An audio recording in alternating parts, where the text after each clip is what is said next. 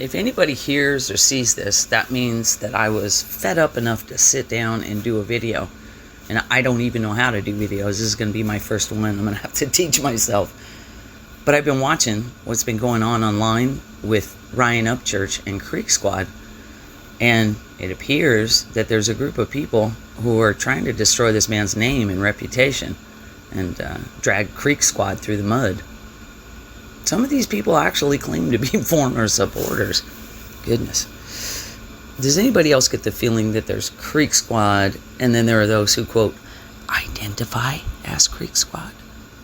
Now, before I give you the wrong impression, I am not the authority to speak on Creek Squad. But I'm going to take a little detour and share with you why it is I think I understand Creek Squad. Because I've always considered the real Creek Squad very closely aligned in integrity and principle as another group that I do feel like I have a little bit of a background to speak on, and that's Patriots. And if the real Creek Squad is who I think they are, they're already Patriots.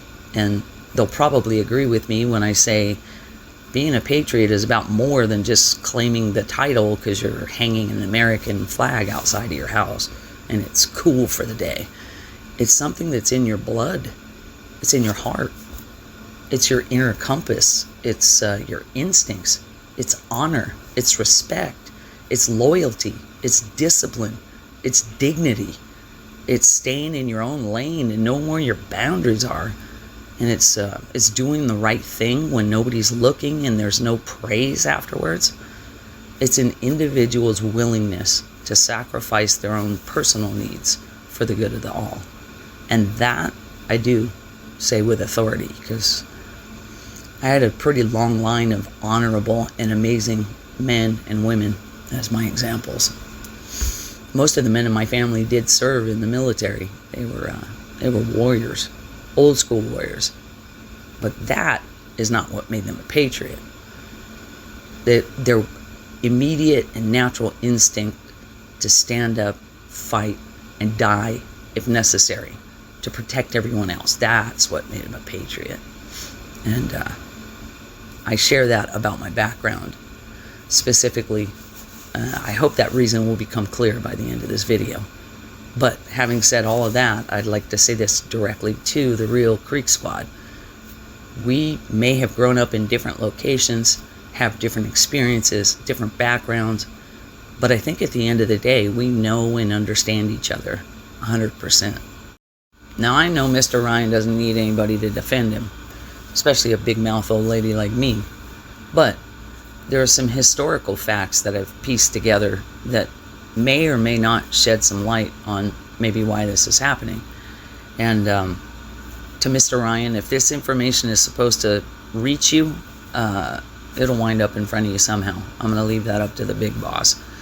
But I struggled with this because I know people tag you in things every day, and I will most likely tag you, so please forgive the intrusion if you consider it that. I just wanted you to have the opportunity to review it if need be. And there are some other content creators that I genuinely feel have your best interests at heart. I will most likely tag them. So to those content creators, please forgive the intrusion if you consider it that. I just thought anybody who doesn't like being thought of as cattle or referred to as sheeple might find this enlightening. You see a lot of these videos being made online, people spreading lies and falsehoods about MrRyan and Creek Squad, and kind of mind-boggling, you know. The persistence leaves any normal thinking human being asking why. Why would anyone spend that much time and effort in trying to destroy this young man and everything he's built?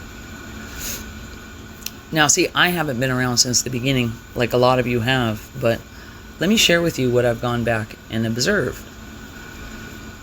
I see a young man who didn't finish high school and he didn't go to college, and he's been able to make a pretty remarkable success of his life. That's a positive thing.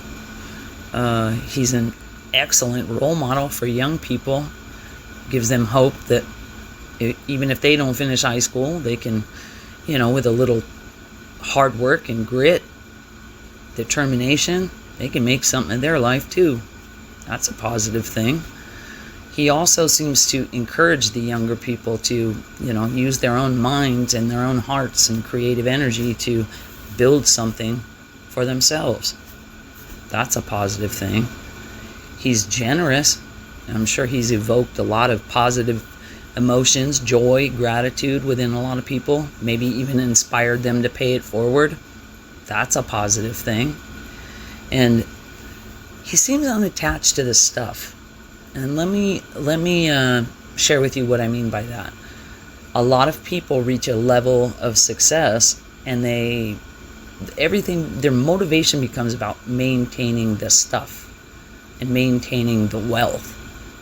I don't personally see that with MrRyan. I see that he creates what he creates and he shares it with the world, and the world loves it. That's a really positive thing. Rare, too. And he beat the music game, guys. He beat the music game. Now, I don't want to give you the impression that I know the ins and outs of the music game. I do not. But I do know that it's a very deep, dark, ominous game. And it's actually a tentacle of a much deeper, much darker, much more ominous game that actually affects all of us. I'm going to get into that here in a second. There's also some people, I think some fair-minded people in the very beginning of his career that were a little bit resistant to give MrRyan a shot. But with his talent, his hard work, his grit, and he stood up for something he believed in and didn't back down. That, I think, earned a lot of respect from those fair-minded people. And that broke down a lot of barriers.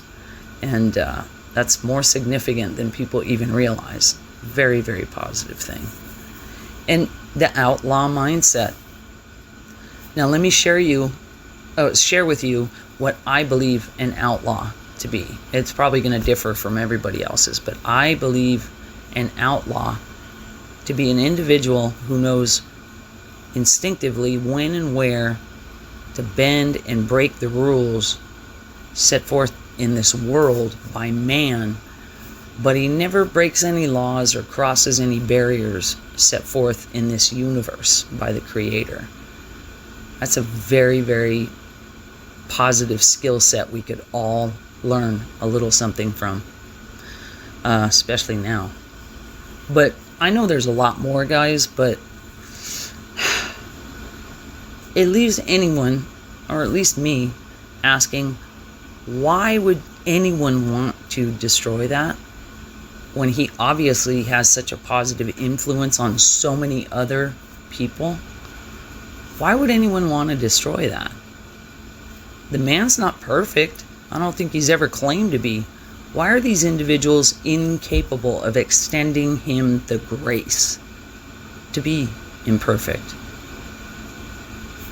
Are these individuals individual? Or are they connected in some way? And if they're connected, are they coordinated in their efforts? And if they're coordinated in their efforts, who's doing the coordinating and why? Why would there be such an effort to try and tear down what this man has built? Let's get into that. Couple of quick side notes. The audio portion of this video is probably going to wind up sounding like a jigsaw puzzle, so I hope that's not too annoying, guys. And please excuse my deep breaths. It's not from frustration or anything. I have more of a medical thing going on, so I hope that is not too annoying either. But I've tried to take everything that I'm going to share and scale it down and tailor it to just what applies to MrRyan. But everything that I'm going to share is probably attached to 10,000 other details. The significance and the size of what this is all attached to is enormous. It's like trying to take a redwood tree and shove it through the eye of a needle. It's huge, guys. But I'm going to try and keep everything on the straight and narrow. So forgive me if there are going to be areas where what I'm laying out will sound like it has nothing to do with MrRyan. It does, I assure you. So if you can hang in there with me in those moments, I'd appreciate it. But I'm just going to pick a spot, and I'm going to start kind of laying stuff out. And I'm going to start with a video that MrRyan did a couple years back. He was driving in his car, and he had shared that his Instagram account had gotten deleted. I can't remember, it was the first or second time. In that video, he had shared that someone he knew had seen his name on a watch list. Watch list? Why would MrRyan be on a watch list? Don't you have to do something criminal to be on a watch list? And if you were on a watch list, potentially being spied on, wouldn't that be illegal? Particularly if there's no reason that you should be on that watch list? I think there's enough information in the public view at the moment for the American citizens to be able to see that some of the agencies in this country, you know what I'm talking about, more than 2-letter, less than 4-letter agencies, haven't been playing by the rules for a little while, a long while actually. But it brings to mind the greatest president in my lifetime, thank you very much, sir. Didn't he say that he was being spied on even before he ran for president? Even before he announced running for president? Now see, there's another example of somebody who flipped the bird to the system and pissed off all the right people. And he also has a very dedicated and loyal following and fan base, a mutual love that he has for his people. Would anyone find it interesting that I came across some information a couple years ago where the 3 letters were trying to frame his following as a cult, and went so far as to insert people into his following to try and provoke an event or an action so the 3 letters could have something tangible to try and destroy his following. I think there's some statute where they can declare it a terrorist group, something like that. I found it very interesting. If you have the time, I strongly encourage everyone to go back and start from the beginning with the greatest president in my lifetime and go through all the efforts that were taken to try and destroy this man and discredit him. Look at the nature of the accusations and just all of the different news stories. And do you see any similarities with MrRyan and everything he's endured? Lawsuits, accusations, obstacles, lies, propaganda, slander, etc., etc. See, that's the thing, guys. Once you learn the rules of the game that nobody knew was being played, you can see these people coming a mile away. Has anyone ever heard of COINTELPRO? COINTELPRO? It was counterintelligence program, something like that. It was a secret operation that was running in the background of this country from 1956 to 1976, and it was a collaboration between the fault-finding bureaucrats of intimidation and local police departments.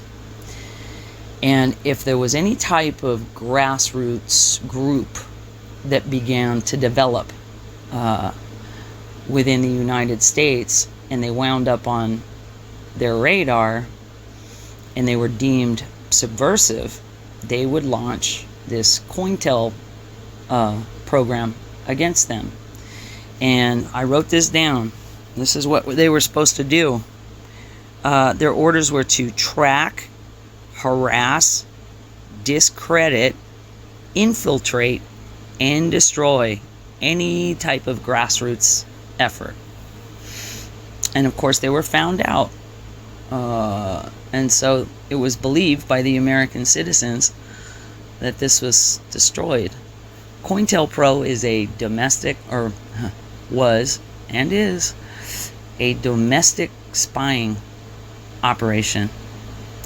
And when they were found out, it was believed by the American citizens that it was destroyed and it was no longer taking place. But you'll probably find in upcoming segments that when these types of things were found out and believed destroyed, they just went further underground, kept the same playbook, kept the same players, just changed the name.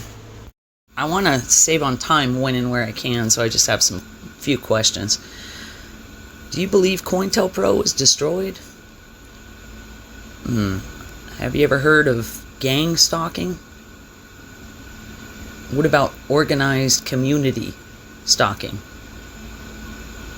And have you ever heard the term targeted individual? And if COINTELPRO wasn't destroyed, how much more efficient would they be, and how much more impact would they have with the onset of social media? And has anybody ever come across a connection between the fault-finding bureaucrats of intimidation and confidential informants? It's a rhetorical question, guys. It makes you wonder if they've been working in the background all this time. They'd have quite a network, wouldn't they? Would anyone find it interesting that I came across an article, I believe it was in the state of North Carolina, where the 3 letters were utilizing CIs to tip them off to either a person or a location that may or may not have illegal cash?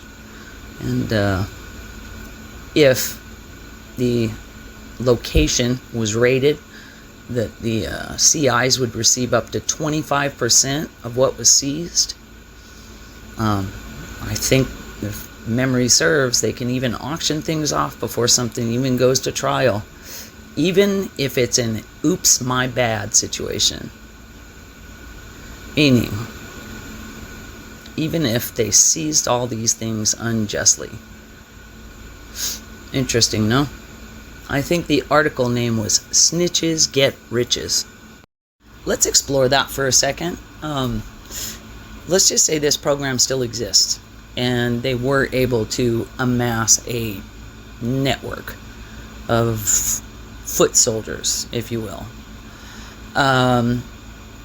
comprised of people that couldn't care less whether the country crashes and burns, couldn't care less about those who fought and died to maintain the integrity of this country. Those, they don't care if anybody suffers, just as long as they get what they want. And let's say this program works at the behest of some mystery power structure floating around in the background of this country, whose authority depends upon the public at large, completely depending on them for everything. And let's just say an individual shows up on scene who has a completely different message, who has goodwill for their fellow man, who has partly a message of encouraging others to be independent, and an individual who has earned their own resources. And let's just say that individual's message began to spread and encouraged others to believe in themselves, right? And let's just say the orders came down from on high to contain such a threat. Now, see, a positive message like that is not a threat to us, but it would be to a mystery power structure that wants to create complete and utter dependence upon them. So the orders came down from on high to contain such a threat, potentially destroy such a threat. What would that look like? Especially if they have access to all types of media. What would that look like? Would they start a smear campaign, maybe a litigious campaign. What are they called? Nuisance lawsuits, where the objective is not so much to win a judgment, but to tie up the individual in court, expending their resources on legal fees, etc., keeping them out of the public eye. What else would it look like? Now, the fault-finding bureaucrats of intimidation are only domestic. They only work within the confines of the United States, near the bottom of the totem pole. Who's a rung above them? Who would be in charge of the international surveillance? Clowns in America? Clowns. Are the clowns up to no good? Have they ever been up to any good for the American citizen? Now, see, I'd like to take a second to distinguish between the good, soulful, hardworking, want the best for their fellow man employees that may work within these organizations. That's not who I'm talking about. I'm talking about the outliers and the upper crust. But I would strongly encourage all the employees to do a little digging, look into some of this. But the clowns, does anybody know the year the clowns were started? Does anybody know the name of the organization that was right before the clowns in America?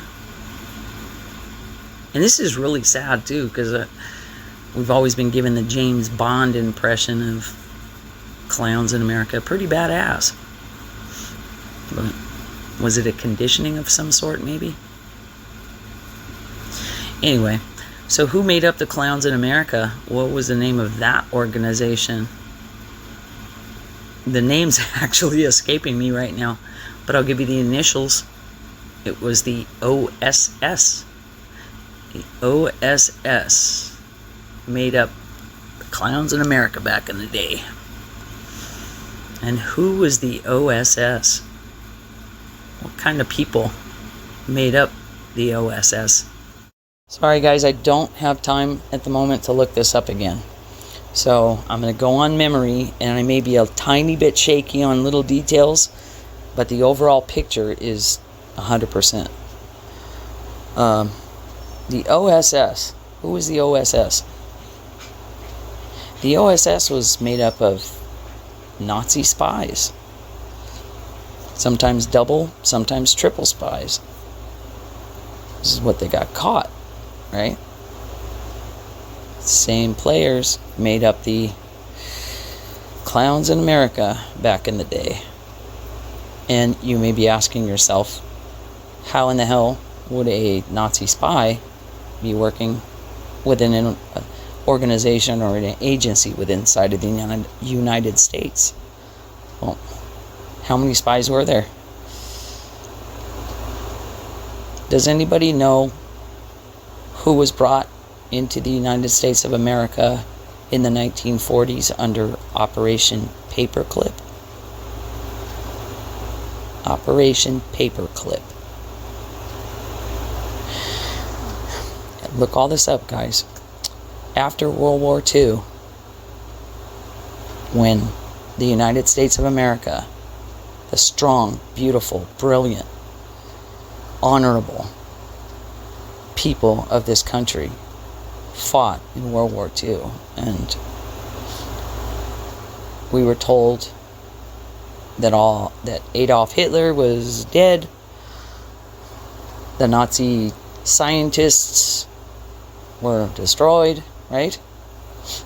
All of their human experiments, crimes against humanity, we were told all of those things were destroyed, and yay us, we wiped our hands and defeated that enemy, or so we thought.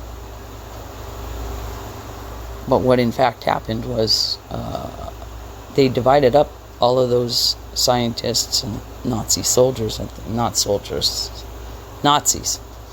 I'm not sure of their rank. And they divvied them up all over the world. They went to different countries. And a portion of them were brought into the United States under Operation Paperclip. And, sorry guys, I needed a second on that one. Yeah, they were divvied up and sent all over the world under Operation Paperclip. They came to the United States, a portion of them. So all of their disgusting experiments and the core motivation behind World War II, at the source of what motivated that entire thing to take place, wasn't destroyed. They were actually brought into this country uninvited and unannounced to the American people. So you see, the Nazis didn't lose World War II. They took that shit global. If you don't believe me, I have a couple of suggestions. Research into NASA and find out who started NASA. Does the name, Warner von Braun? I'm going off the top of my head. Warner von Braun, I think his name was. NASA. Warner von Braun. He was a Nazi scientist. And furthermore, look into the recently declassified JFK assassination files. It's not the complete. I think some were declassified years ago. There was a portion of it that was declassified in 2017 or 2018. Look inside that file on the CIA government website. There's a document inside of that file from July of 1963 with a current picture at that time and the whereabouts of Adolf Hitler. Yes, Adolf Hitler. They've known where he was the whole entire time. And why didn't they disclose that to the American people? Survey says national security. I've got an interesting riddle for you. What Nazi spy was brought into the United States as a young man, was given a different name, was tasked with spying on Nikola Tesla, became a fake World War II hero, and then went on to become President of the United States? And let's play a game of Who's Your Daddy? You guys remember Robert Mueller, as in Russiagate lead investigator Robert Mueller? Look up Heinrich Mueller. Heinrich Mueller. And what about Rod Rosenstein, former Attorney General of the United States? Look up Heinrich Himmler. Heinrich Himmler.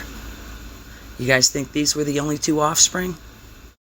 You may be asking yourself why a document about Adolf Hitler is in the JFK assassination files. That's a story I would love to share with you. But some of it is not my story to tell. And ultimately that story will unfold. But I'm going to say this. President John Fitzgerald Kennedy was one of the most beloved presidents to ever serve the citizens of the United States of America. And when the full story unfolds, you're going to love him 10,000 times more. If your instinct is to say, well, President Kennedy was a Democrat and an elite. First of all, that's part of our programming. That's part of our conditioning. To never be able to distinguish between the good, soulful, well-intentioned people, no matter what their letters are or their status, and the not so good people. And I think we've all figured out by now that both the Republican and the Democrat Party of today are hell and gone from serving the American people in any way, shape, or form. One of the best examples of this conditioning is the greatest president in my lifetime. Thank you very much, sir. Overnight, as soon as he announced he was running for president, he went from beloved figure that people aspired to be like to public enemy number one. Why? Because he had a letter after his name? Because the media told us to feel that way? Think about it, guys. The conditioning blocked many people's ability to even be able to see that this man had only good intentions for us. See, that brings us back around to the media and Operation Paperclip again. Here we go. Look up Operation Mockingbird. Operation Mockingbird. There should be plenty of videos or information out there at this stage. It'll become glaringly obvious that they've been sending out 4 a.m. talking points for decades. They dictate when, where, how, and by who everything is reported. And they've quite clearly turned the media into a weapon. What's that old saying? The pen is mightier than the sword. That's true. Because this enemy, this source, the core motivation behind World War II, this enemy knows that one of the most powerful weapons is the court of public opinion. So if they can sway it any way that they deem necessary, that's their number one weapon. But their weapon is worth nothing if everyone knows the truth about everything. I hope this is all making sense. Because I tell you what, when I first started learning all of this, you're probably saying, that's bullshit. There's no way the Nazis won World War II. That was my reaction. Dig into it, guys. It may take a humbling to be able to acknowledge and admit that we didn't know, we couldn't have figured it out, and we didn't figure out. Trust me, they deployed every weapon at their disposal to try and blind us and deafen us, to make sure that until their ultimate goal is reached, that we knew nothing. Do you believe brainwashing is possible? Look up MK Ultra and Project Monarch. We've all been brainwashed, guys. Some far more brutally than others. We've all been brainwashed. I want to expand on that for a second. This enemy that we're all facing right now, this enemy, this adversary, my favorite term, I don't know if I've said it yet, are foes and hoes. The foes are the ones going down with the ship. They're the ones who will never deviate from serving the source, the core motivation behind World War II.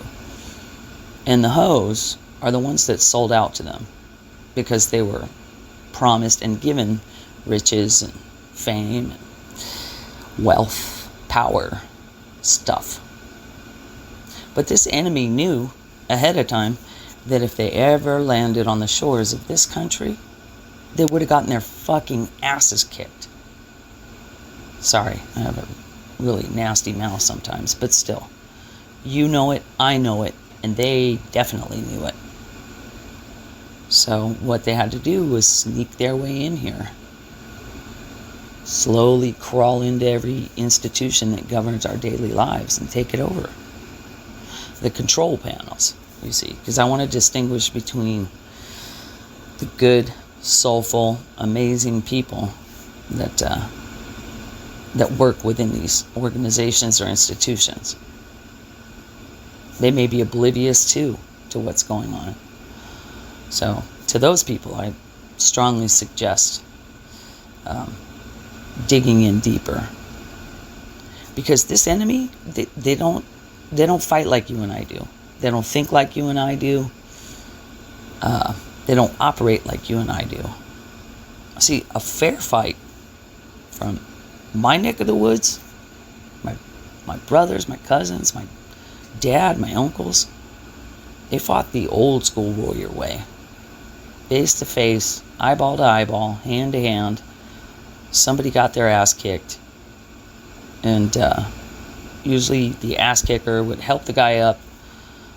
The guy who got his ass kicked would compliment the guy who just kicked his ass. They'd brush themselves off, have a good laugh, and that was that. These people don't fight like that. Like I said earlier, they like to kick sand in your face to blind you and poke holes in your eardrums to deafen you and break your kneecaps so you're immobile.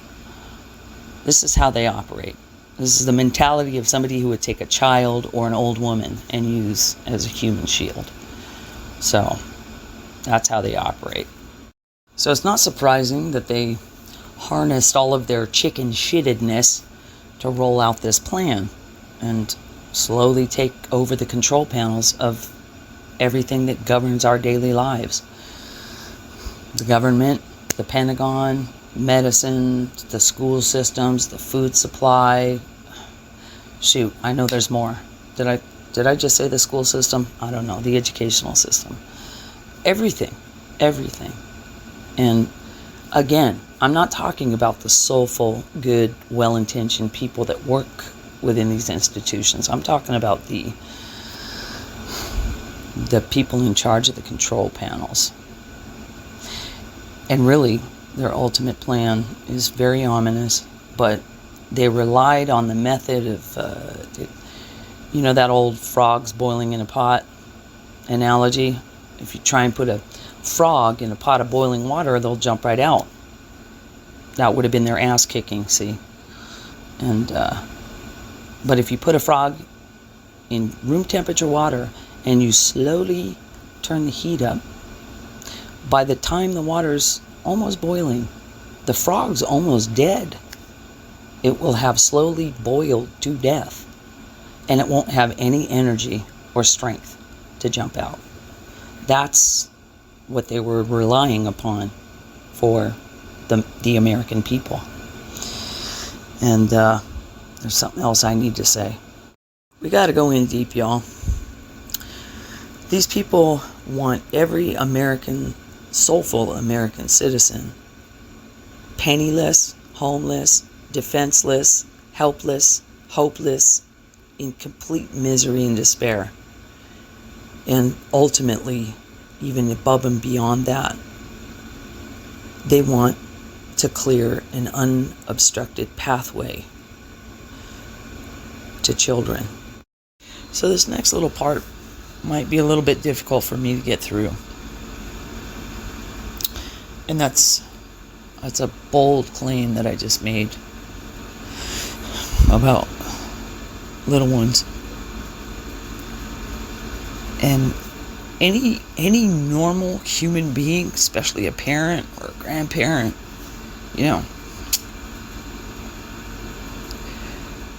it's inconceivable for us to think of harming a child, breaking their heart, destroying their innocence.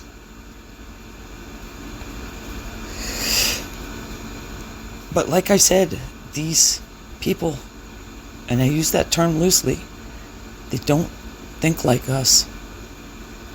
They don't operate like us. They don't fight like us. And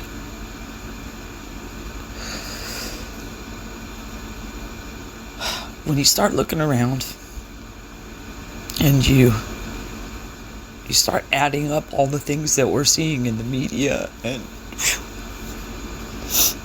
start with the dude with the island, and the one that with the owner that committed suicide with a toilet paper noose 2 feet off the ground or some shit.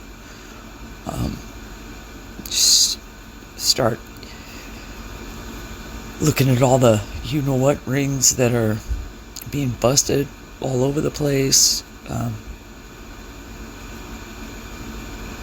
the trafficking subject. What about the orphans that are left over after a natural disaster or a country's been bombed into oblivion? What happens to those kids? What happens? Look at how many kids go missing every day, guys. And the kids being trafficked over the border.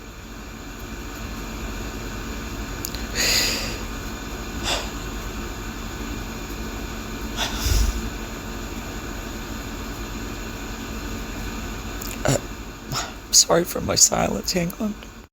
Sorry, like I said, I think my chances of getting through this in one piece are probably not very likely, but I wanted to make a suggestion and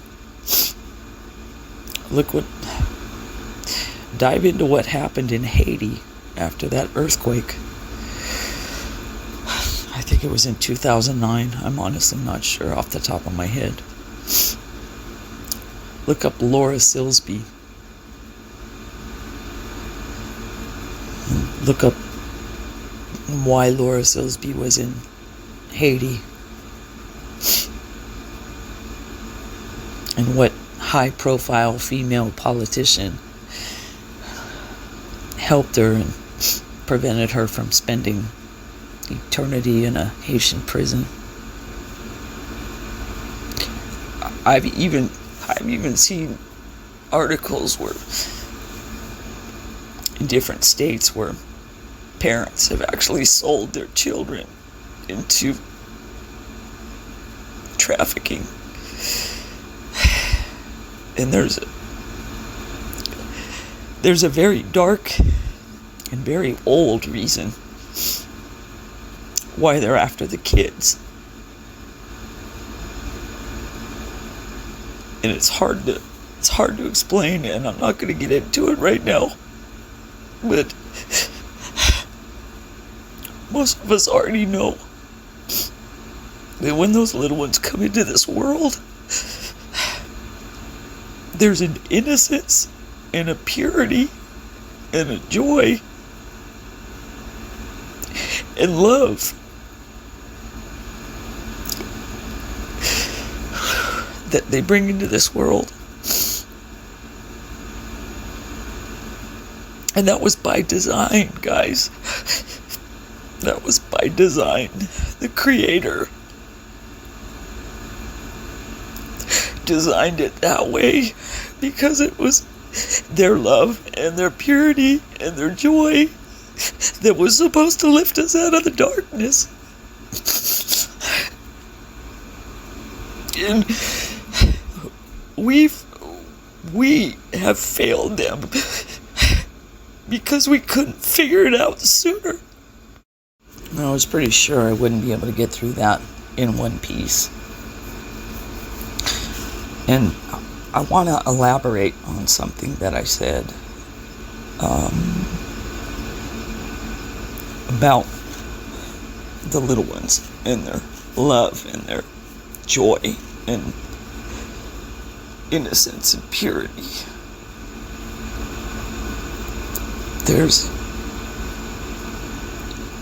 Joy is probably the highest vibration, the highest frequency that exists in this world. If memory serves, I think it's even higher than love. And some of you already have a concept of that. And some of you may think it's BS, but I'm hoping you'll at least listen, because someday it will make sense, someday soon. And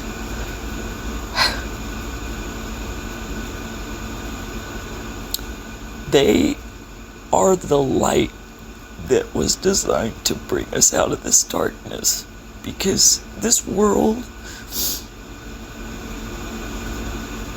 and our human bodies are far more amazing and miraculous than people even realize. We are so far from where we came from. And we adults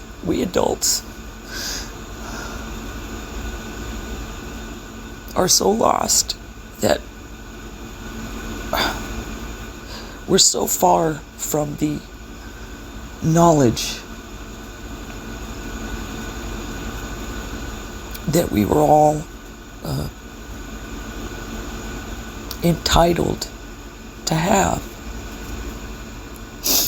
And we lost our way, and we have not been able to equip them to navigate this world.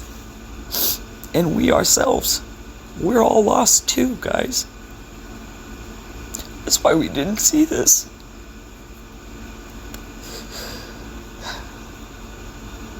Because we've been kind of conditioned to believe that everything, every situation, every human being is separate, and this is an issue and it's isolated from this issue over here. And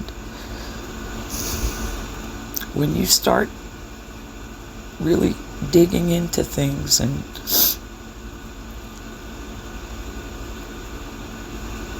you start learning, and I barely know anything, and this is what I've been able to put together, you'll realize that everything is connected, and we are all connected. Anyone with that little spark of light inside of them that hasn't flickered out. And you may not even believe that there's a God, because this dark source has done a real bang up job convincing the masses that the Creator doesn't exist. And I hope your mind is not closed off to that completely, because I know He exists. And I am not a religious person by any stretch of the imagination. Religion was created by man, and it was a way to keep us in a state of fear and shame and guilt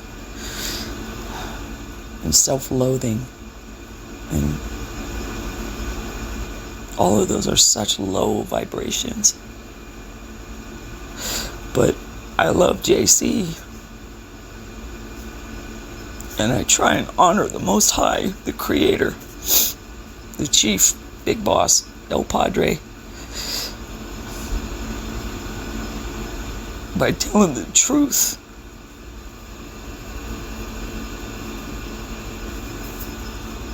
And I don't know if I just said this, I know it's going through my mind again. Let me say this. Everything we need, we already have. It's just that the brilliance and the beauty and the amazing qualities of this world have been covered up, and we haven't fought to maintain the knowledge of what's true and correct. And I just lost my train of thought. Hang on, guys. I didn't want to get this deep and this far into this, but I have to, because there's a spiritual component to this, and a spiritual significance to what we're witnessing. And a lot of you already see and say it's good versus evil. It is literally good versus evil. And if I may ask for just a moment, if you do have a religious background, that's okay, because every single one of us that are here right now are supposed to be here, and we all were supposed to experience every last thing that we've endured in this life, including a religious upbringing. So if I may ask for a moment to clear your mind and let go of any kind of preconceived notions about what it is I may be saying, because this is not coming from a religious standpoint. It's coming from a spiritual one. And I think one of the wisest things that I ever did was I went back and studied and researched and read everything I could get my hands on about the history of this world and the history of biblical history, every type of history, mythology, all of it. It's all connected, guys. And so when I talk about Jesus, he was a man who walked this earth. And he didn't come here to start a religion. Because I could ask any Christian right now about Jesus' crucifixion, and they could probably recite everything in the New Testament. But not very many of them could tell me what his life was like. So tell me, what was his life like? Where did he go? Who did he see? What did he accomplish? What did he come here to do? Yes, Jesus was crucified for us. I think the memorized is he died for our sins. Well, yeah, he did. And the blood he shed paid the debt that was incurred, that wound us up here to begin with. But what else did he do? He spent a lot of time with a lot of people. He didn't come here to start a religion. He came here to unite all the religions that lived here or that existed in the time he walked this earth. And he did accomplish that. He united everyone as one people.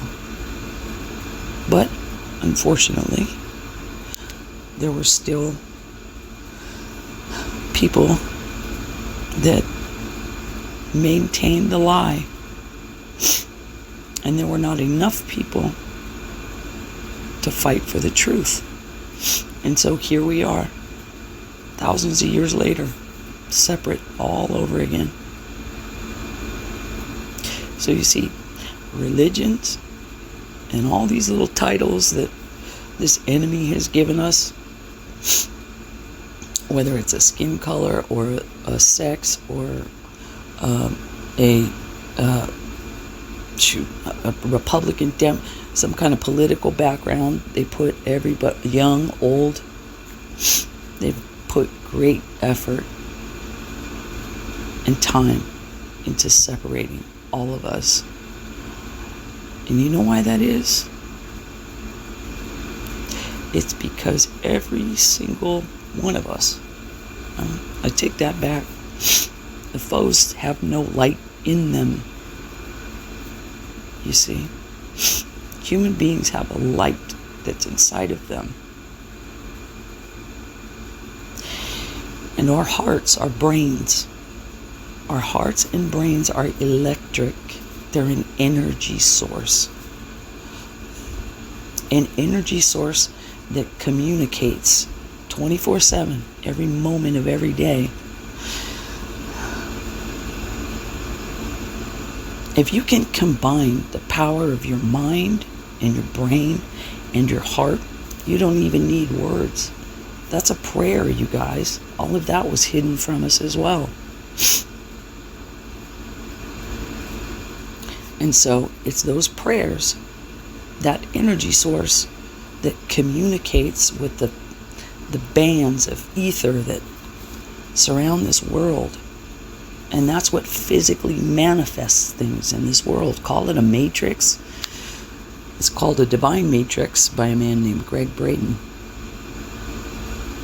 But that's quite literally how you pray. And this enemy, whose source, right, has no light in them, and they have no way to communicate with those ether bands. So what they've done is they've lured us away from the light and the truth of this world. And they've been able to manage to keep us in a constant state of fear. Sorry guys, got cut off. But they have been able to keep us in a constant state of fear and inundated with images of the world that they want, a world of chaos and anger and frustration and hatred and all those low vibration frequencies. And those energies, all of our emotions, communicate with the ether in this world, the ether bands. See that? Oh gosh, that's a whole another very long video. And I didn't intend to get into all of this, but maybe it'll be beneficial that I did. I don't know. But if we can find our way back, all of us, because if we can all find each other and connect with one another and find the joy in this world again, they will cease to exist. Literally, they won't exist in that kind of a world. And so people also have a preconceived notion about the end of the world and getting nuked and all of these horrible, horrible things. And Christians, they're all waiting for Jesus to come out of the sky. Now, I am not absolute on this, but I'm going to share with you how I've interpreted everything that I've gone back and read and put together. But I really truly believe that Jesus' second coming will be the light that's in all of us that combines in that little tiny spark, that little divine spark of Jesus that's already inside us, that haven't become a hoe and sold out, because that'll squash your light. It won't even be flickering anymore. You have to join their club, and that's not a good choice. But oh man, I could go into so much. But I really honestly truly believe that it will be the moment that enough of us connect to light up this world, and we'll all realize he never left. And I'd love to explain that, but I can't. It's a long story, but it's a beautiful one. And so when I talk about the light of truth and digging into things and searching, we have been so brainwashed, and there have been a multitude of ways that this quote-unquote enemy has attacked and diminished portions of our brain that keep us connected, and connected to each other and connected to the cosmos, right? That's one of the ways they've been able to manipulate us for so long. And they've turned everything upside down, and bad is good and good is bad, right is left and left is right, etc. So once we connect with one another and allow the labels and facades and everything that they've kind of imprinted in our minds, they will cease to exist. Which brings me back to a certain young man and the greatest president in my lifetime, thank you very much, sir, who spent their time and effort in this world and are still spending time and effort in this world to unite people.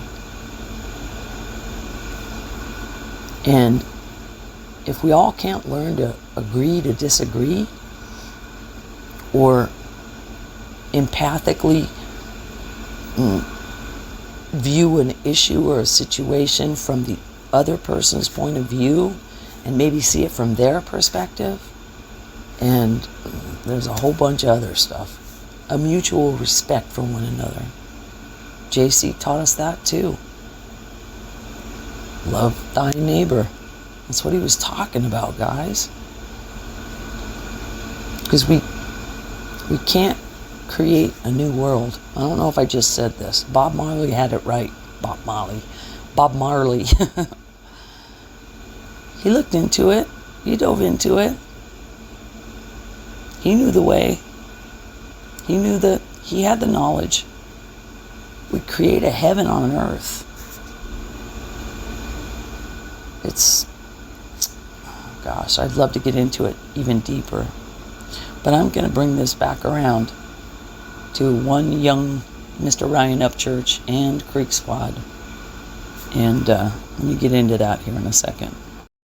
I don't know if anybody's ever going to wind up listening to this, but if someone does and you've managed to make it this far, thank you, because I know that this is a lot. And I've actually spoken on subjects I didn't even intend to speak on, and went in a lot deeper in certain subject areas than I had originally planned to. But I'm going to leave it be, because there's really no other way to emphasize how crucial this moment in time is, and what we're witnessing, and what's at stake. Now, I've highlighted what's happening with MrRyan because I wholeheartedly believe that this young man has been targeted by the enemy that I speak of. The enemy that snuck in the back door when nobody was looking in the 1940s. And there were elements here even before that who left the back door open. But it was in the 1940s that they gained a stronghold in this country, and they started laying all the groundwork and planting all the seeds that have directly resulted in every last bit of chaos and crazy that we're witnessing online, offline, in this country, everywhere. You see, this enemy's ambition is to conquer this country. And in doing so, they would be conquering the world, because this is the last holdout, you see. But see, this country was different from everywhere else, you see. That's a whole nother story. But they were almost there, guys, almost there. And when the full story is told and the full picture is painted, you'll see that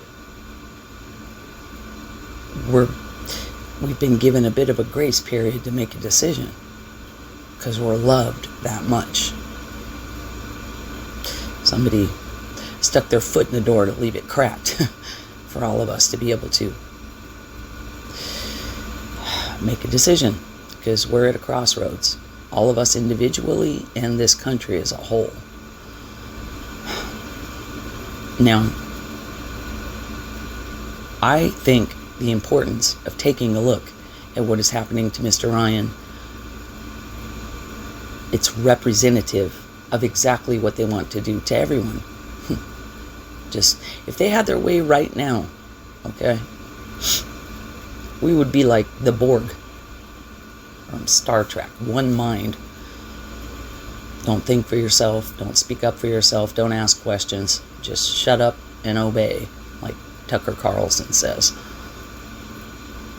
But It's the independent thinkers and the people that can't be bought off, and the people that stand up for what's true and correct, no matter what the cost. That's the reason that we're all here right now, guys. So when I see somebody like MrRyan, and I can't say 1,000% sure, like I can.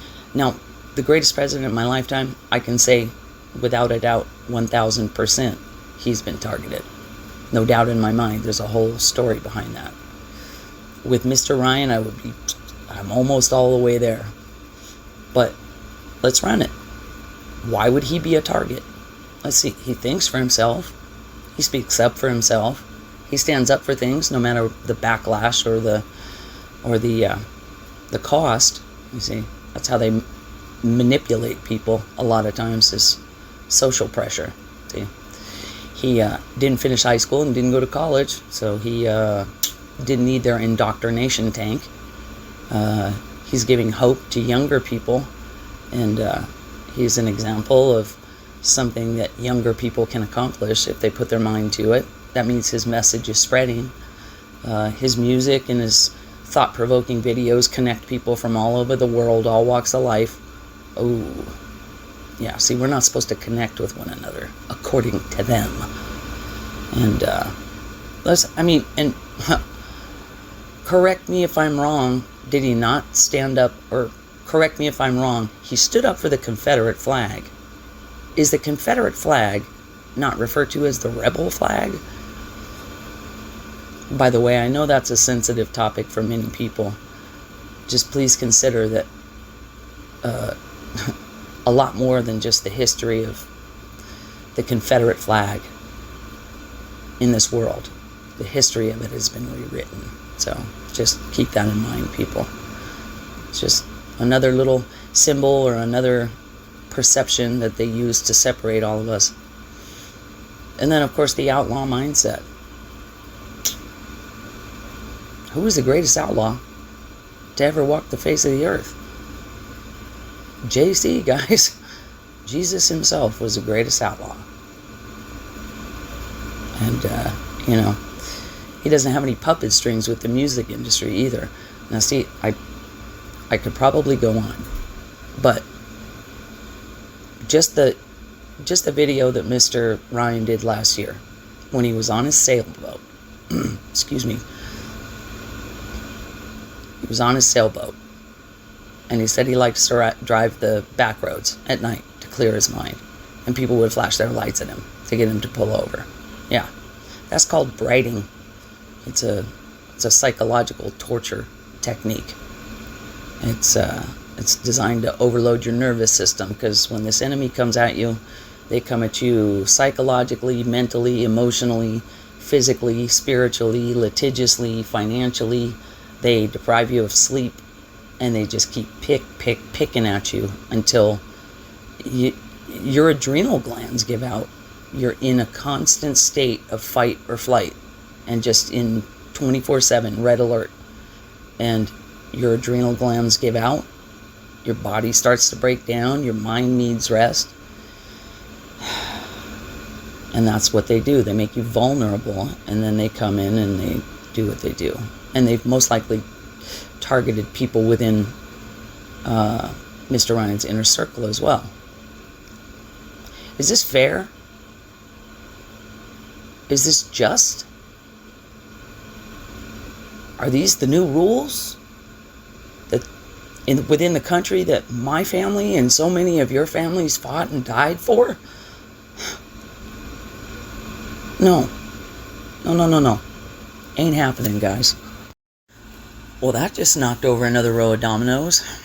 I was going to try and preserve on time, but screw it. I'm just going to let this roll, and I'm not sure how long this is going to wind up, guys. But I'm going to share with you here in a few minutes exactly how it is that we fight this enemy back.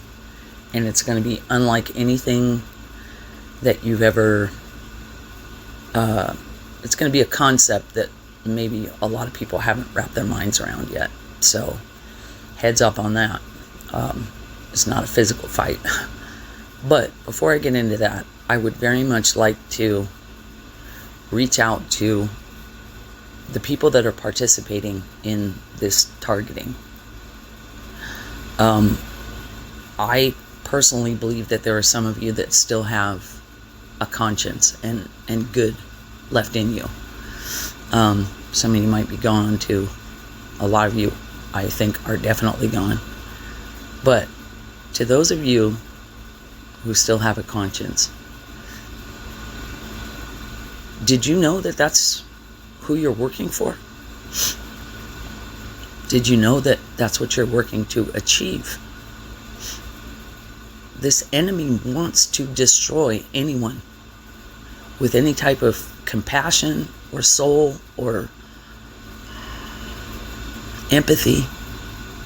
They want to destroy anyone that would get in their way of being able to clear an unobstructed pathway to little ones. Now, you can dismiss what I'm saying. For me personally, I know what I know. At the very least, I'm hoping you'll at least look into this. But that's what you're working to achieve. You're participating in the attempted silencing of an innocent man in order to further the agenda of this enemy. And if it hasn't occurred to everybody by now, this enemy goes back a lot further than the 1940s and is a lot more deeply rooted. Because it's important to know. I don't think it's anything we'll ever understand. It's important to know that this enemy's very life, their very existence, depends on the constant supply of little children and the unobstructed ability to be able to do whatever they want. And it goes above and beyond just the P word, guys. Think hidden knowledge and ancient belief structures. This goes back a lot further than the 1940s. And that just reminded me of something. If everyone has a moment, please go on to the FBI website and look in the declassified section. Look up the finders. The finders. And I'm not going to go into it too deep, but I'm going to summarize it. There's a case from 1987. Took place in the state of Florida. 2 well-dressed men were spotted with, I think it was 6 children. The kids were ranged in age from, I think, 2 or 3 to 12. They looked malnourished and disheveled and dirty. And it caught someone's attention who alerted the authorities. An investigation ensued. It led back to a location in Washington, D.C., where they obtained a large amount of material, disturbing material. Sorry, guys, needed a second.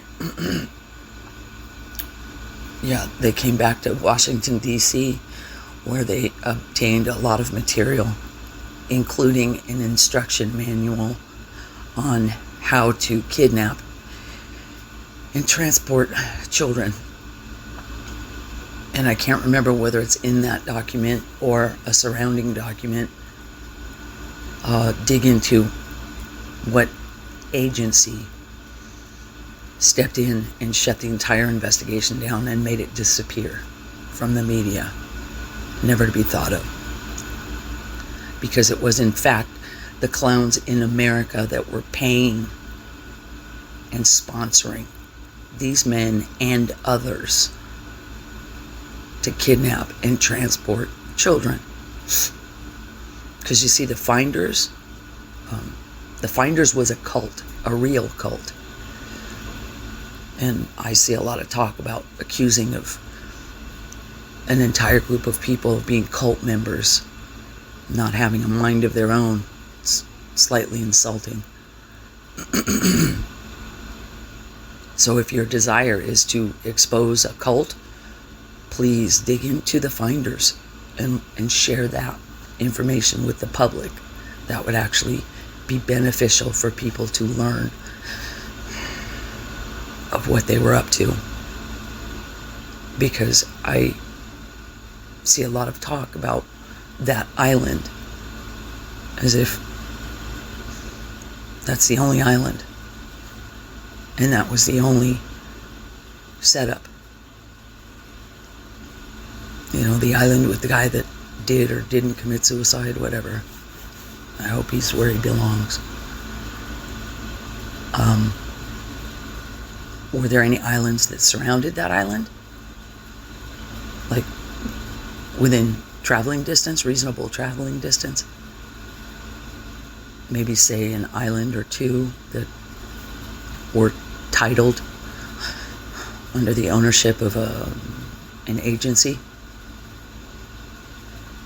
and or any, if there were any islands, or maybe one or two of them sold off to the family member of a high-profile politician, perhaps.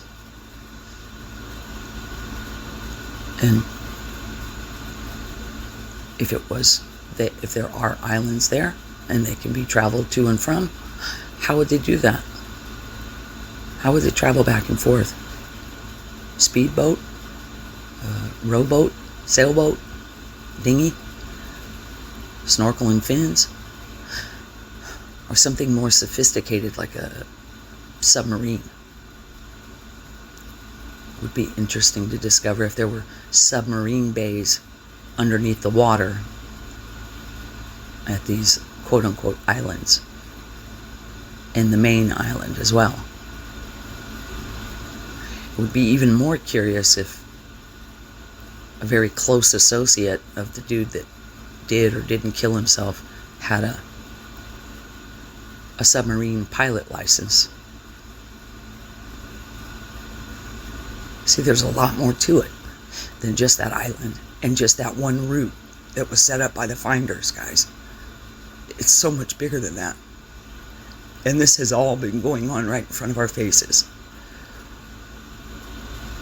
So while we're all fighting each other and pointing fingers at each other and screaming at each other and nobody's sitting down to really communicate, this was all going on in the background right in front of our faces.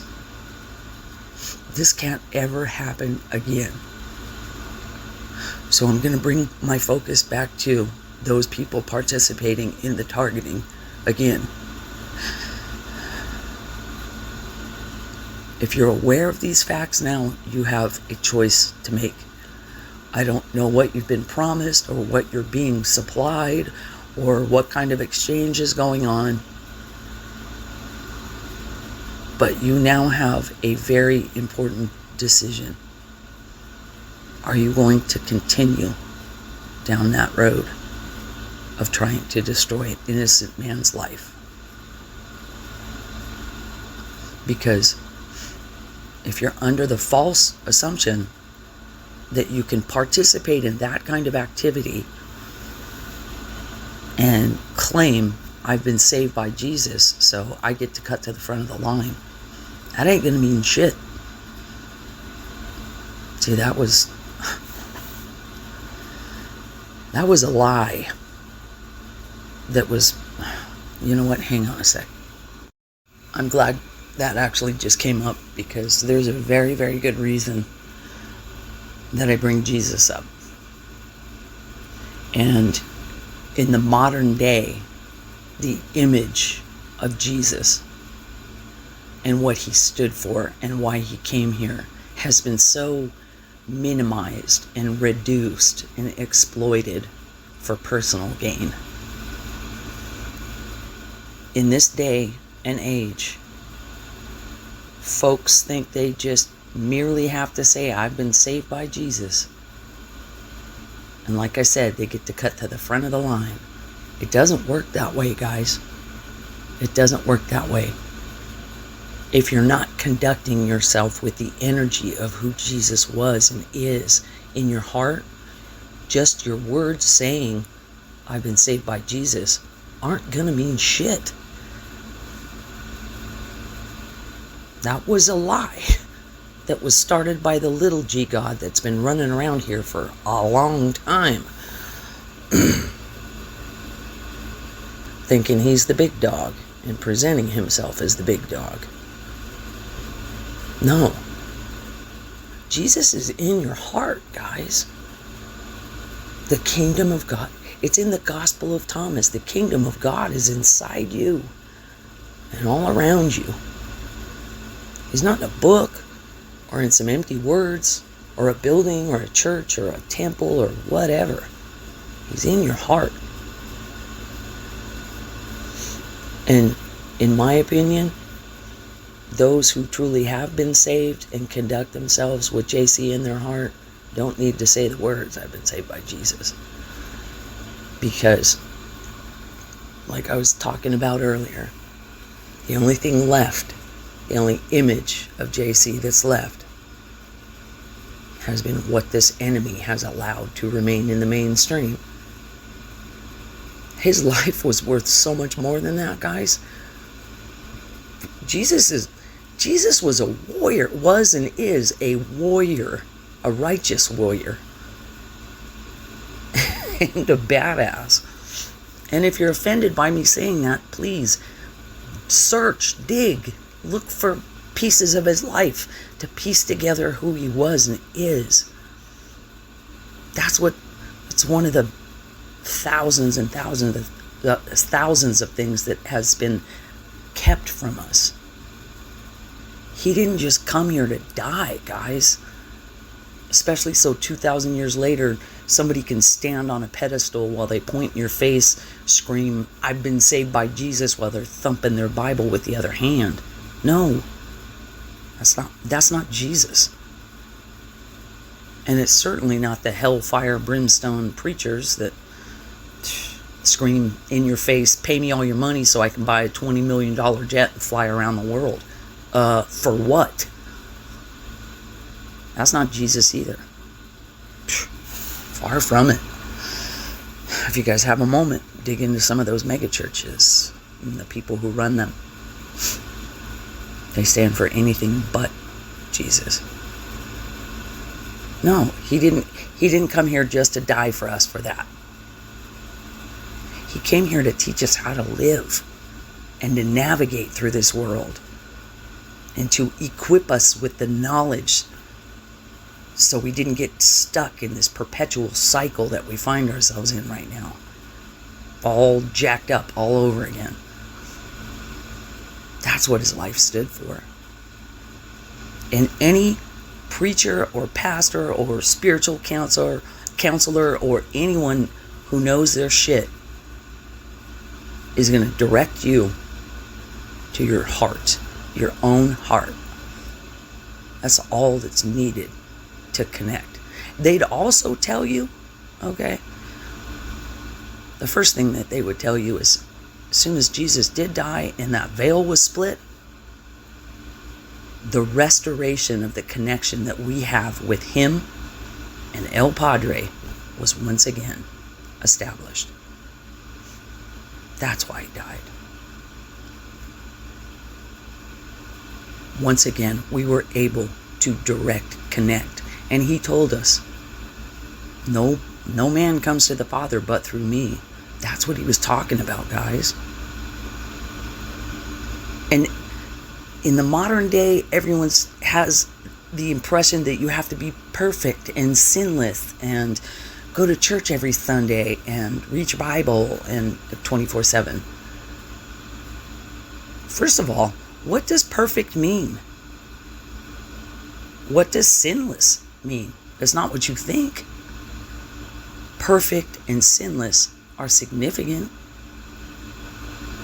but it's not what it's been presented as in the modern day. See, these are all things that if you dig into his life, you will. Now, see, like I said earlier, he's in your heart. You don't need to go to church every Sunday. All those little rules were created by the little g God, see? Because when you don't accomplish all of those things, or if you make a mistake, then you think you're a piece of shit now, don't you? That's not Jesus. That's not Jesus, guys. Now, I personally highly recommend everyone sit down and read, portions of the Bible. Try and dissect them, comprehend what's in it. Because I personally, in my opinion, I believe that there's a connection that's made. So, you don't have to read a Bible. You don't have to read a Bible 24/7. Just don't ever allow anyone else to tell you what's in it. Because the reason that we're in this predicament right now, and how everything, the state of affairs in this world, how we've fallen so far from grace, this is the direct result of thousands of years and multiple generations of people blindly believing someone else's version of the truth. So, at this moment in time, we have two choices. If we can humble our hearts and say, hey, JC, need a little help, sir. Getting a little crazy around here. That's all they're waiting for, guys. He knows you. He knows everything about you. Everything you've ever gone through in your life, he's been right there. He knows every hair on your head. But you see, he's a gentleman. He will not enter into a space that he has not been invited into. And it goes above and beyond just the words. Jesus, please come into my heart. It's an energy. It's an energy of humility. And I can't convey this because everyone has to experience it for themselves. But trust me, they're waiting for the connection. Another little tidbit, guys, is don't limit yourself to just the King James Version of the Bible. Explore, expand your mind. And see, I think I referenced it earlier. One of the greatest decisions I ever made was to begin to research the world from a historical viewpoint and not a religious one. And I was not brought up within a religion. My mother was brought up in a pretty strict religion, and she broke away from that, and we had a very strong sense of spirituality. And I can't remember a time in my life where I just never believed JC was right there, which I'm very grateful for. It was very amazing. But my very close family that we remained very close with was still in that religion. And so I never realized how it affected me, even though we weren't a part of it. So I know that there's fear barriers in people's minds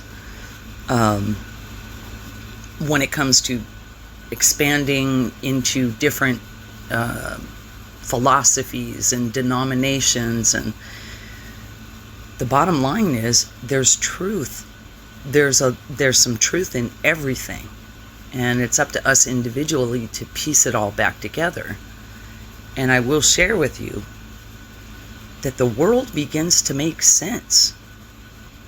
It seems, in my opinion, that what is left of the Bible, because there's a great portions that have been taken out, and what remains has some,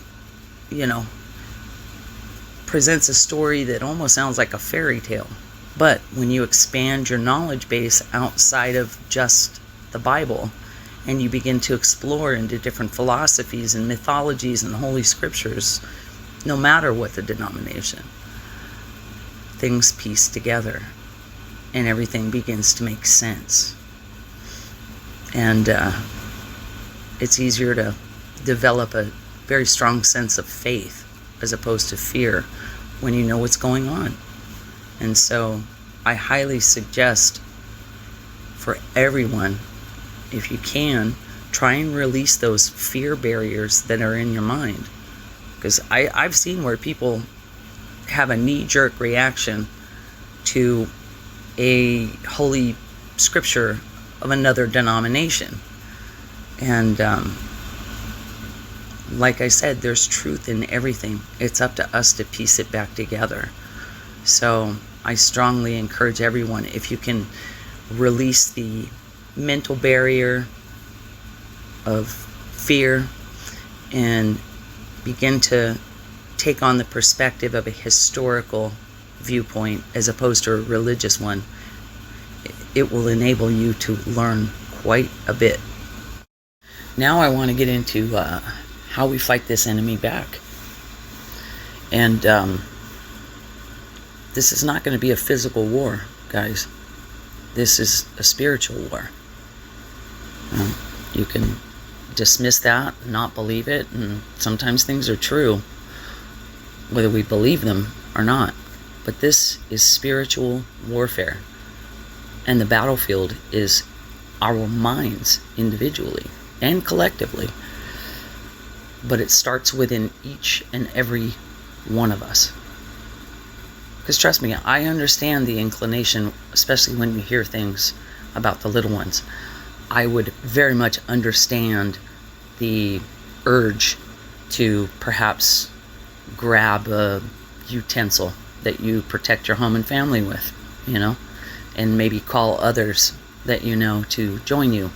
Maybe grab their utensils and seek out somewhere and someone to deliver justice to. Like I said, I understand the inclination, and I can't tell anybody what to do, but that would be the absolute worst decision that we could make. Because an action like that would easily, or could easily, spark a civil war. And that's exactly what this enemy wants. They've been trying to do that for a very, very long time. Because we'd end up killing each other, see? They wouldn't get their hands dirty. That would be ensuring their victory if we were to wind up in a civil war. No. This war is going to be fought in a different way. And it's going to take each and every person making that decision for themselves. And I'm going to share with you exactly how you do that. If you can, clear your mind and start over from square one. Because we mean a lot. We don't know shit about shit. We know nothing, guys. I mean, how many things have you seen? How much information has come to you in the last 3, 4, 5 years that just blew you away? You had no idea. We're in the midst of the greatest disclosure of information in this world's history. So if you can start over from square one, there is not going to be one place or one person that has, well, I take that back. JC has 100% truth. He's the embodiment of truth. But the truth is out there. We just have to seek it and discover it for ourselves and piece it back together. So if you can, empty your mind and start re-examining everything. Go back, research and re-examine a location or an event or a person or whatever the topic may be. And begin to investigate whatever it is you've chosen, investigate that topic and view it from every perspective you could possibly think of. No matter how silly it may sound, no matter how out there, investigate. Because human beings were born with inherent investigative skills. And this enemy has very successfully been able to put our brains to sleep, guys. We have portions of our brain that are laying dormant. And, in the current day, you'll see scientists say, well, we only use 10% of our brains. That's normal. No, it ain't. Why would a creator give you 5 fingers if you're only capable of using 1 or 2? Does that make sense? No, it's not normal. But their ability and their success in putting our brains to sleep has also been able to be one of the reasons they've been able to slip so many of these things past us, because all of these things have been taking place right in front of our faces. You will be shocked at how many details were right in front of our faces the whole entire time. So, when you go back and you begin to investigate, it will begin to exercise and reawaken that portion of your brain, see? Here's where it gets amazing. You will, on different topics, you will go from believing something to knowing something, right? Believing something, you'd be willing to bet a lot, probably. Knowing something, you'd be willing to die for. When you know something, it's something that you will never, ever give up in that knowing. And there is a faith that develops within your heart in knowing whatever it is that you've come across, right? Here's where it gets really quite amazing, guys. The knowledge of that truth that you now know, right? You know something in your mind. And the faith that fills your heart in that knowing. Because if your heart is filled with faith, there is no room for fear. Faith in the heart, knowledge of the truth in the mind and brain. There is a measurable energy that emanates from that. And that's where we connect, guys. That's where we connect. In the truth. I know that sounds like a fortune cookie. And it's a concept that, I don't know, probably very few people have even thought of. That's where we connect with one another in the truth. Because one person with a heart filled with faith and the knowledge of truth doesn't make much of a blip on the radar. But if multiple people are learning the truth and filling their heart with faith, that's where we connect.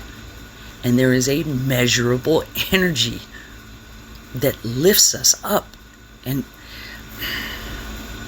if you don't think that our hearts and our minds are capable of affecting the energy in this world, check out the Schumann resonance. Schumann resonance. SCHUMANN.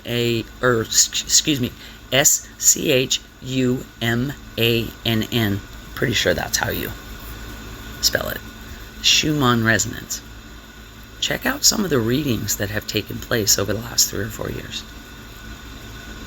Off the charts. They didn't even have numbers high enough to record it. No shit. That, my friends, is human beings collectively at different moments developing the knowledge of truth in their minds and faith in their hearts. So if you don't think that we can affect this world, please go through that. Freaking amazing stuff. As cliche as it sounds, truth is our most powerful weapon, guys. Knowledge is power. This is our greatest weapon. And it is also this enemy's greatest fear, is the public at large learning the truth about everything. Now, I can almost see probably some people's reactions. I can almost hear exactly what one of my brothers would say. But this is no joke. Knowledge is power. And sadly and unfortunately, we've never known a life without this parasitic weight of what this enemy has represented in this world. And we've developed the emotional knee-jerk reaction. That was by design. Well, not by design. They engineered it that way. They've kind of engineered our brains to have a knee-jerk emotional reaction to everything. When people are in a highly emotional state, they're easily manipulated. And they wanted it that way. It's also very, very easy to slip a lot of things past us, details that we've never noticed before, because we were in an emotional state and we just moved on from there. But like I said, when you go back with a very calm, logical, rational mind and begin to re-examine and investigate everything, you'll catch all those details. And here's the other thing too. Our mind, our bodies, our eyeballs were physically designed to be able to catch all these details. They've been able to slip a lot past us. Some have been hiding right in front of our faces this whole entire time, hidden in plain sight. But in the reawakening of your brain and the capability of being able to notice these things and see these things, your two physical eyeballs will be able to see better. Your vision will improve, your physical vision, and you'll be able to notice things and see things you've never seen before. So, yeah, that's our greatest weapon, guys. And before I forget, never ever give up those utensils that you protect your home and family with. Always, always protect your own, because they're after those utensils too. But please, y'all, please, if you have the urge to seek out someone or somewhere to deliver justice to, anything that you could deliver physically, any type of physical justice that you think you can deliver, is going to pale in comparison to what they're in for. And like I said, when you begin to re-examine things and you begin to learn the truth about everything, and your vision begins to improve, you'll be able to see with your own physical eyeballs that what they're in for has already started. So we each have a decision to make, guys, individually. And when I say this country is at a crossroads, see, this is going to sound out there. If you can imagine two different futures branching off, the decisions that we make for ourselves will determine what future we experience. And it's going to be based on the energy in our hearts. And see, this is getting into areas, I don't want to go too deep into it, and I don't want to sound like I know everything, because in the grand scheme of things, I don't know shit. I know a tiny portion of different things. I have a rough draft in my mind, but I do know enough to know that we will be separated by the energy in our hearts. And even in the Bible, it talks about, in the end times, separating the wheat from the tares. The tares are going to go in one direction, and the wheat is going to go in the direction where we can all play by the rules. Because you can say all you want with your mouth that you can play by the rules, but if the energy of being capable to play by the rules is not in your heart, you will continue down the path of the tares. And the tares and the wheat are representative of those two different groups. So we are not doomed, guys. We're not doomed. But we all have a decision to make. Are we going to take steps to make things right and humble our hearts enough to be able to live in a world where we can all play by the rules and be held account to our own honor? Or are you going to harbor characteristics of trying to exert your own will and power over another human being? Our life was never supposed to be like that. And like I just said a few minutes ago, in my personal opinion, just to experience a life without that parasitic weight that they've always been, to me, that's heaven on earth. I don't know about you guys. That would be heaven on earth. Because it's not about the stuff. It's not about what we have or who we think we are on the outside. It's about the energy in your heart and just the relief. And it reminds me of two different experiences, but I'm not going to put that in here.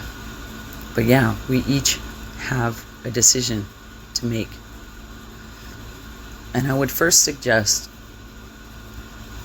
if I may, I see a lot of people online spreading lies, telling lies. Now, if the individual making these claims or telling these lies has convinced themselves that it's the truth, that's an issue. If they're telling a falsehood on purpose, and that's an issue too. But here's what not very many people know. Those believing the lies and repeating the lies under the false assumption that it's the truth, that to all of those people, in particular, the ones that claim to be Christians, please read Proverbs 6:16 through 19. There's a list of things that the big boss, the Creator, the Most High, doesn't like. And telling a lie, believing a lie, and spreading a lie are far more offensive in a universal law kind of way than people even realize. And if you can consider for a moment that the truth is light, lies and deception are darkness. There cannot be any darkness or any remnants of darkness within the world that is being created right now. Like I said, guys, each of us has a decision. If you don't even have knowledge of that world yet, take a step back and do some soul searching and see how you can make your way back. Because when I share with you, if you can humble your heart and just ask for a little help, when that connection is made, you will be shocked and amazed at how much information damn near falls in your lap. And the synchronicities of things is unbelievable. It's very exhilarating, actually. But, like I said, this can't ever happen again with the little ones. And that is one potential future. And it will be a future that you experience if you choose yourself. And, this is a little side note. I had a conversation recently with a family member that I love very much, that all of this is still so foreign to him. And he can't believe how God could allow this to happen to little children. This is not God's fault, guys. This is our fault. We made this mess. We allowed this to happen. See, that's part of the rules of the game that nobody knew was being played. Because you may be wondering right now, well, why didn't they just come in and take everything over? Because they can't. Neither side is allowed. They're forbidden to mess with our free will. But what this enemy can do, and has done, it's a little loophole you see, is they can mind fuck us into giving them permission. So when you learn the truth about everything, you'll come to understand that the reason they've been able to progress this far and cause this much damage is because we've given them permission to progress this far. See, in a universal law kind of way, when we don't say anything, that's like giving them permission. Learn the rules of the game, guys, because this can't ever happen again. I can't stress that enough.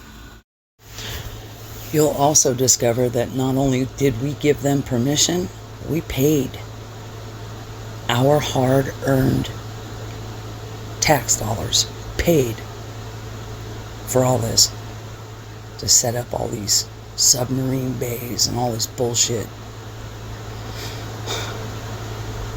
That's humbling. It's very humbling. So, to bring this back around to MrRyan and to the people who still have a conscience targeting MrRyan or the greatest president in my lifetime, or anyone for that matter. You are participating in the attempt to silence someone who is saying no to the system. That's why they're trying to destroy this young man. He hasn't done anything wrong to deserve this. He's saying, no, I'm going to do things my way. This enemy can't have that. So if you continue down the path of targeting MrRyan in the attempt to squash his ability to be able to say no and to encourage others to say no, guess what path you're going to be traveling down? So when I make these recommendations and suggestions, it's for you. Because you don't mean shit to this enemy either. You're nothing to them. If you know all of these things that I'm sharing and you choose to ignore them because you think you're going to get something out of it, you think you're going to hit some big jackpot, all you're going to do is prove yourself a useful idiot and condemn yourself with the very enemy that I speak of and the future, the potential future that's being formed. So you're not even a pawn in their game. You're like the water boy or the water girl that brings water to the ponds. You don't mean shit to them. And like I said, you will condemn yourself with that future and those and that enemy. And the door that I said was still just cracked open will be closed. There will be no knocking, hey Jesus, come and help me, come and save me. No one will answer the door. And the big boss will say, who are you? I know you not. So please, when I say these things, it's for each of us individually. But whatever you decide will determine the future that you experience. And There's a verse in the Bible, I can't remember what book it's in. For nothing is secret that shall not be made manifest, neither anything hid that shall not be known and come abroad. That means every lie will be revealed. Every lie will be revealed. Now, part of that revelation is each of us individually making the effort to seek out the truth. And another little side note, something that I see, it's for individuals. I see a lot of people obtaining some of this information and trying to clobber people over the head with it. We all have to be respectful of whatever space another individual is in. Because each and every one of us is going to be sitting on a little piece of truth. And that's the beauty, in my opinion, and is the beauty of what I see unfolding right now, is there's not going to be just one person who has 100% truth. And we can't force another human being to believe something that is infringing upon their space. We can't do that. Or we shouldn't do that. We can do that, but it's the lies, the intentional enforcement of your will upon another human, all of those things bear consequences, guys. So just, please, if you can, do you and share what you know. But you can't force somebody to believe it. And you can't force someone to do something about it right now. That is a fear-based reaction to a set of circumstances. This is where we need to move into faith, because, like I said earlier, physically, there is nothing that we can do to this enemy. Their real punishment is going to be delivered by the people, quote unquote, delivering the justice that I speak of. So just learn as much as you can, share as much as you can, because the way it was designed, it's all going to fit together like a puzzle. And the way it was described to me is each and every one of us has a musical note, right? That we're all born with, that is unique only unto us. It is totally unique. Some people's notes are louder and longer, and some people's notes are more subtle. But every single one of those musical notes was designed to create a beautiful symphony.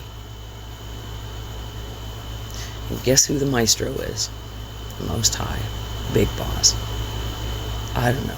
That's the way it was described to me, and it sounded really beautiful. Just as long as there's no singing involved, because you hear my voice, hello. And funny fact, this is a little personal story, guys. My great-grandmother was legit a Metropolitan Opera singer, and my grandmother, my mom, all her sisters, all my female cousins harmonized I'm getting chills just thinking about it right now. Harmonized in the most amazing, oh jeez. But guess who didn't participate in the family sing-alongs? Hello. I was the idiot in the corner holding up the sheet music with duct tape over my mouth because I couldn't hold a tune in a bucket. But that wasn't my thing. And I kept shit on the level with myself. That wasn't my thing. That was their thing. And it was a beautiful thing. And I am so grateful that I had that experience. But each and every one of us has something unique only unto us inside of ourselves. And the longer we focus on somebody else's life and fantasizing about what somebody else's have, or what somebody else has, or who somebody else is, the longer it takes to develop that beautiful musical note that's within you. So I hope that didn't go out there. And now I just lost my train of thought. Hang on, guys. Yikes.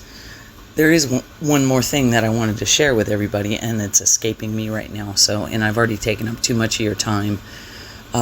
Forgive me for going on and on and on, but everything I've shared in here, hi, Sweet Pea.